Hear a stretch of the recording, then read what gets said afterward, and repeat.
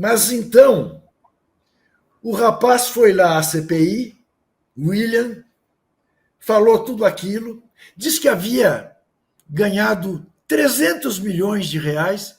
Ninguém estranhou, ninguém quis saber exatamente como é que alguém ganhava 300 milhões de reais e não melhora nem a vida do pai e da mãe dele, né? Que continuam lá em Brasília vivendo modestamente.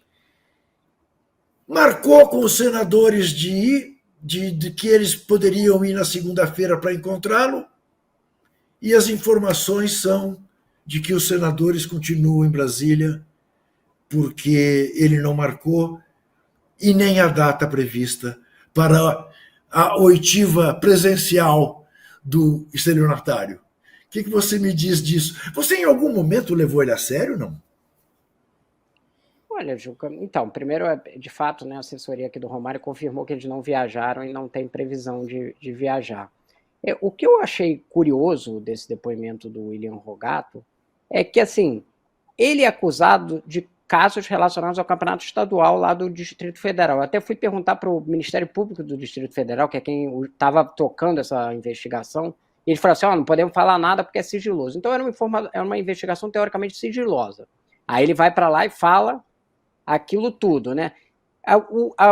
As armações que ele mesmo fez foram muito pouco tocadas na CPI, né? Falou-se ali um pouquinho de como ele rebaixou um time no DF, que tinham 42, mas ele não explicou exatamente qual era o mecanismo da coisa, só que ele pegou um time de uma senhora, né, que estava controlando o time e cedeu para ele, aí ele utilizou o time para fazer essas armações, mas pouco lhe foi perguntado exatamente dos esquemas que ele participava. E aí, em determinado momento, o depoimento entra numa maluquice de perguntar o que ele acha sobre jogos que ele não tem nenhum dado. E aí eu realmente não entendi, porque parecia que ele estava numa live de comentários, tipo a gente aqui, entendeu? Não, mas ali teve, viu? Ele estava falando, aí ele deu a opinião dele, que ele achava que o jogo tinha sido... Mas com valor pode de uma crer opinião que de uma teve. pessoa, né? Pode crer aí que teve. Um senador, eu acho que foi o Carlos Portinho, virou e falou assim, então está fundamentado. Como assim está fundamentado? Ele falou que acha que teve uma opinião, não sei o que, solta, e a pessoa já fala que está fundamentado. Então aquela parte do depoimento eu achei meio aleatória, para falar a verdade. Eu não entendi por que começaram a perguntar a ele sobre aquilo se ele não tinha evidência nenhuma. E a CPI não é um lugar para você... Não é uma live, né, de achismos. É uma tentativa de se provar determinadas coisas, né? E isso ele não tinha prova nenhuma. Então eu não entendi por que você entrou naquele assunto. E se falou muito pouco do que, de fato, que era o que ele estava participando, que eram aquelas armações relacionadas ao campeonato estadual do Distrito Federal, né? É exatamente isso, exatamente isso. Você acreditou em algum momento, Zé? Você chegou a achar que ele pudesse trazer alguma luz sobre manipulação? Já tinha cara de sei lá, uma figura estranha. Esses 300 milhões. Escuta, o campeonato de Brasília já é um negócio inacreditável, né? Quer dizer, não tem público, não tem nada. Quer dizer, esses 300 milhões ele teria ganho no todo, né? Não, ele não merece nem que a gente fale dele. De apostas, né? Aí depois deu uma entrevista com o Casagrande, uma parada, foi ficando cada vez mais, sabe aqueles rolês aleatórios que as pessoas falam? Foi cada vez ficando mais sem sentido esse novelo que aconteceu. Ele deu uma entrevista para o nosso colega Bruno Andrade, né, que foi ouvi-lo jornalisticamente. Lá em Portugal, né? Ele diz que está em Portugal, né? Casagrande, o que o Casagrande tem a ver com essa história? Isso. Partiu para cima do Casão, porque o Casão disse que não acreditava nele. Né? E aí pergunta, quem é você no futebol? Pergunta para o Casagrande. Quem é você no futebol? Casão, não sou ninguém, não é nada. Sou campeão europeu pelo Porto, campeão mundial, sou isso aqui, joguei no Flamengo, no Corinthians, disputei Copa do Mundo. Eu não sou ninguém. Você que é. Né? Coisa horrorosa. Perdeu-se muito tempo, né, com essa pessoa, né? Mas ali é a tal história, né, Rodrigo? É uma CPI para lacração, né? Uma necessidade de aparecer brutal, né? Essa que é a coisa, né? E aí, você sabe que iam, eu imagino, me convidar, né? Decidiram que me convidariam. Convidariam. E eu escrevi uma nota dizendo: não irei. Convidado, não irei. Claro, se for convocado, tenho que ir. E, se convocado, direi apenas o seguinte: tudo que eu sei, já publiquei. Tudo que eu acho, já disse. Uma grande utilidade da CPI agora é, se confirmado as convocações aí do Paquetá, deveriam convocar o Luiz Henrique também e perguntar para ele sobre os casos postos, que são casos reais, né, surgidos de investigação da EFEI, depois a gente evoluiu aqui na matéria do UOL, mas enfim, acho que isso aí é uma coisa que está necessitando de esclarecimento. Seria uma boa contribuição da CPI. Acabou a Colômbia, Juca? Não, tá no fim, Zé. 48 minutos, acaba de fazer o quarto gol, mas em impedimento. O juiz está consultando o VAR.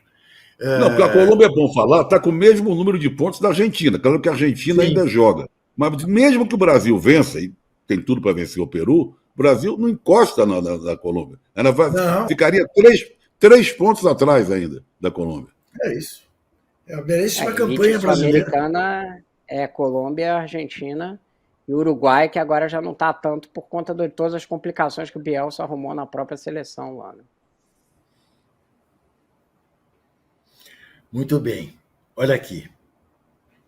Tem recado aí pra gente, viu, Juca? Tem recado aí de pessoal. Tem recado, sim. Eu vi um recado de um professor dizendo que assiste o Cartão Vermelho e agradece. Professor Ferraz. Professor R. Ferraz. Muito obrigado pela sua manifestação, professor, e todas as nossas homenagens aos professores. Muito bem. Ô, Marrinha, você sabe que temos um Corinthians e Flamengo no domingo. Você sabe que, em tese, o corintiano não devia estar nem um pouco preocupado com isso. O corintiano deve estar preocupado com o jogo da quinta-feira. Da quinta-feira contra o Atlético Paranaense em Itaquera. Aliás, Zé Trajano, prepare-se, porque se você for assistir ao jogo, haverá homenagens belíssimas ao nosso Washington Oliveto. Eu já me emocionei muito no programa de ontem. Isso, eu sei. Né? Você se emocionou muito também no ICL, que eu soube. Né? Isso. Ficaríamos muito emocionados de novo. Isso. Mas o corintiano devia estar preocupado era com esse jogo. Mas só se fala em Corinthians e Flamengo. E claro que um ingrediente a mais para esse Corinthians e Flamengo é este caso do Hugo Souza. O Fred Luz, que esteve no Flamengo, disse hoje, né, numa entrevista para o nosso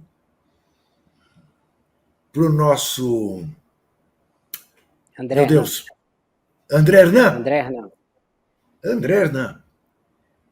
que, olha, é necessário ter paciência, as pessoas, Cuiabá, o Flamengo, entenderem o momento do Corinthians, que não bate as entradas do Corinthians com o que o Corinthians tem de pagar, mas é uma questão de tempo e tal. Conversa de consultor. Né? Aliás, ele deixou claro que ele não é CEO, ele é consultor.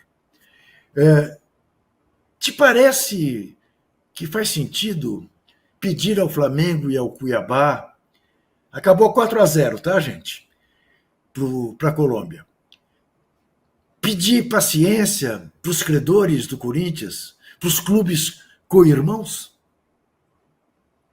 Olha, Jucão, acho que faria sentido se o Corinthians estivesse demonstrando com austeridade que, de fato, é um clube que está cortando. Para você pedir para alguém ter compreensão por não estar recebendo, você tem que estar dando uma demonstração sua de sacrifício. Você querer que o credor se sacrifique enquanto você está gastando os tubos, aí ninguém vai levar a sério, né?